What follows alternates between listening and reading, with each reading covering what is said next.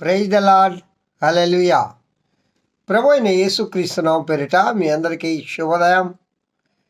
ప్రియా దేవుని బిడ్డలారా, ఈ యొక్క శనివారం దినంలో అనగా 28వ తేదీ 12వ నెల 24వ సంవత్సరం, ఇంకా 3 days మాత్రమే ఉంది మనము నూతన సంవత్సరాన్ని ఎదుర్కోవడానికి. ఈ దినం కాక 29, 30, 31 3 రోజులు అంటే మన జీవితంలో దేవుడు 365 రోజుల్లో 362 రోజులు, 61 రోజు సంపూర్ణంగా మనల్ని కాచి కాపాడాడు.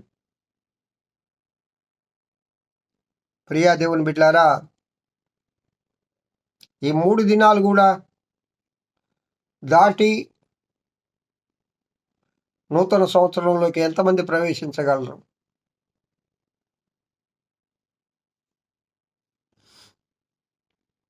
ఎంతమంది ప్రవేశించగలరు?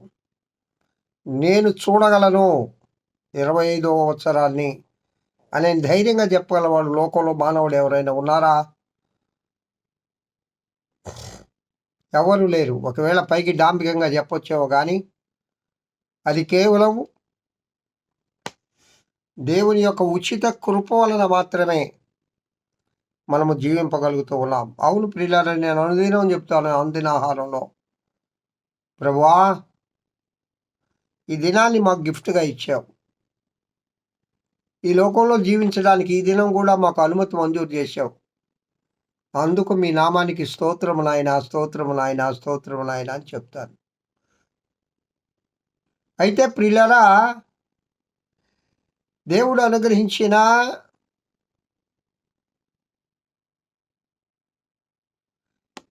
ఈ 3 దినాలు, ఈ దినం కాకుండా ఇంకా 29, 30, 31 ఈ 3 దినాలు మనల్ని మనము సిద్ధపరచుకోవాలి. ఏమండి, మనల్ని మనము ప్రిపేర్ చేసుకోవాలి. దేనికి సిద్ధపాటు?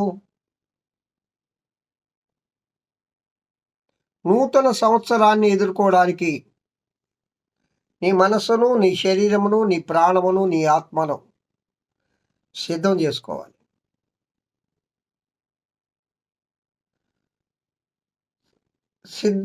ఒక ప్రిపరేషన్ అనేది లేకుండా ఏ పని కూడా సక్సెస్ కాదు.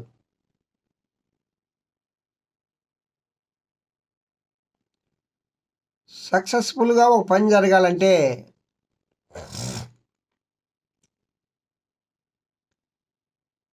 దానికి కొంత ప్రిపరేషన్ అవసరం,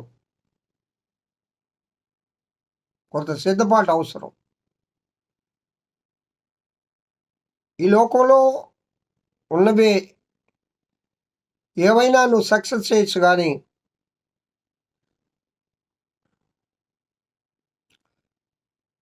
పరలోకంలో ఆ పరలోక రాజ్యం చేరాలంటే, ఆ పెళ్లి కుమారుడిని ఎదుర్కోవాలంటే కొంత సిద్ధపాటు అవసరం కదా. ఇక్కడ నాకు బుద్ధి లేని కన్యకలు, బుద్ధి గల కన్యకలు జ్ఞాపకం వస్తూ ఉన్నారు. ఆ ఉపమానం యేసుక్రీస్తు ప్రభువు ఏ ఉపమానం చెప్పినా కూడా అది చాలా వండర్ఫుల్గా ఉంటుంది ప్రియులారా. ఎందుకంటే ఆయన దేవుడు కదా, ఆయన పరమజ్ఞ అని. చాలా సింపుల్గాను, దాంట్లో చాలా లోతైన భావాలు, నువ్వు తవ్వే కొద్దీ ఎన్నో భావాలు పరిశుద్ధాత్మ దేవుడు నీకు బయలుపరుస్తూ ఉంటాడు. పెళ్లి కుమారుని ఎదుర్కోవడానికి కన్యకలు బయలుదేరారు. 10 మంది కన్యకలు. 10 మంది దగ్గర సిద్ధులు ఉన్నాయి, నూనె ఉంది. కన్యక, ఇక్కడ కన్యక, సిద్ధే, నూనె, ఈ 3 భాగాలు వివరించుకుంటే అసలు సిద్ధపాటు అంటే ఏంటో కూడా తెలిసిపోతుంది. ఏమండి కన్యకల్నే ఎందుకు చెప్పాడు? మరి పెళ్లి కుమారులు నీ వివాహం చేసుకోవడానికి కన్యక అవసరం కదా.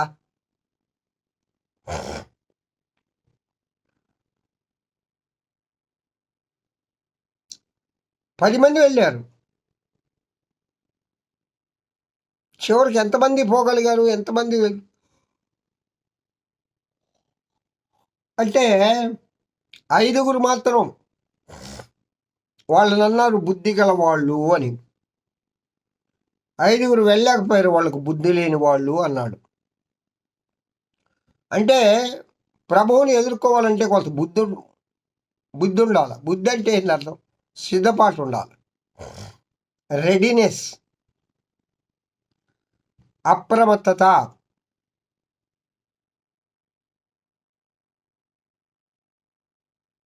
అప్రమత్తత అంటాం, రెడీనెస్. మిమ్ముని మీరు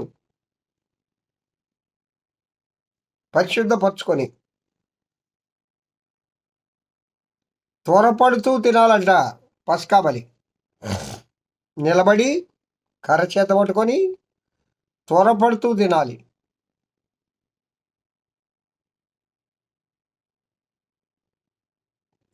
అంటే దైవిక సంబంధమైన ఈ విషయాల్లో దేవుడు కొన్ని నియమాలు చెప్పాడు మనకు. ఆ నియమాలను మనం పాటించాలి ప్రియులారా. ఈ సిద్ధపాటు చాలా ముఖ్యమైనది. 10 మంది ప్రభువుని ఎదుర్కోవాలని పోయిన వాళ్ళే, అంటే పెళ్లి కుమారుడు ఆ పెళ్లి విందులో చేరాలి.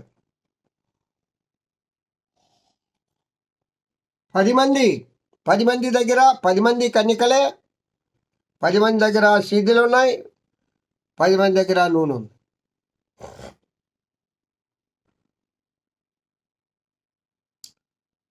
కానీ ఇక్కడ 5 బుద్ధి లేని వారుగా ఎందుకు తీర్చబడ్డారంటే నెగ్లిజెన్సీ. భక్తిలో కూడా నెగ్లిజెన్సీ ఎక్కువైపోయిందండి. భక్తిలో కూడా నెగ్లిజెన్సీ.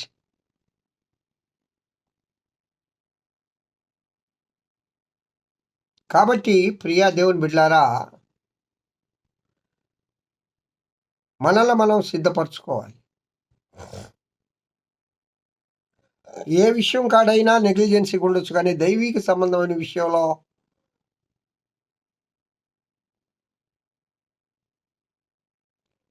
పనికిరాదు.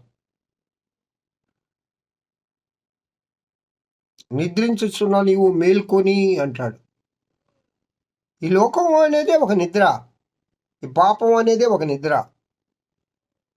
సాతానుగాడు నిద్రావస్థ కలుగజేసి దేవునికి దూరం చేస్తాడు మనల్ని.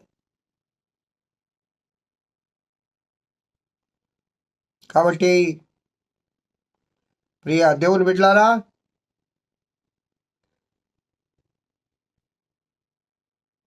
రేపు ఎల్లుండి అవలెల్లుండి అంటే 29, 30, 31 3 దినాలు కూడా మనం సిద్ధపడదాం, ప్రార్థన చేసుకుందాం. ఎక్కువ సమయం ఆ నూతన సంవత్సరాన్ని ఎదుర్కోవడానికి దేవుడు మనకు కృప ఇచ్చునుగాక, మనల్ని సిద్ధపరచునుగాక. నీ ఆత్మను సిద్ధం చేసుకో, నీ ఆత్మను పరిశుద్ధపరచుకో. నేను చెప్తాను, నీ శరీరము, ప్రాణము, ఆత్మ 3 కూడా ఆ ప్రభుకు ప్రాణార్పణముగా పోయిబడాలని, అలాంటి సిద్ధపాటు మనకు అవసరమని మనం దేవుని కోసం సిద్ధపరచుకుందాముగాక. అలాంటి కృప నా ప్రియుడైన యేసయ్య మనకు దయచేయనుగాక. ప్రార్థన చేసుకుందాం. మహోన్నతుడా స్తోత్రం. ఈ వాక్యం వింటున్న బిడ్డలందరినీ దీవించి ఆశీర్వదించమని ప్రభువా, నూతన వత్సరాన్ని ఎదుర్కోవడానికి తగిన సిద్ధపాటు ప్రతి బిడ్డకు నాయన, ప్రతి విశ్వాసకి మీరు దయచేయమని యేసునామం పెట్టి వేడుకొంచున్నాం తండ్రి, ఆమేన్. తండ్రి అయిన దేవుని నుండి, కుమారుడైన యేసుక్రీస్తు నుండి, పరిశుద్ధాత్మన్యోని నిత్య సహవాసం వాక్యం వింటున్న బిడ్డలందరికీ, నీ సర్వలోక పరిశుద్ధులకు, సార్వత్రిక సంఘానికి ఇప్పుడు ఎల్లప్పుడు సదాకాలం తోడైన నడిపింపబడును గాక. Amen, amen. Praise the lord. Have a good day. ఈ దినమంతా ఆ దేవదేవుని కృపాక్షేమములే మీ వెంట వచ్చునుగాక. హల్లెలూయా.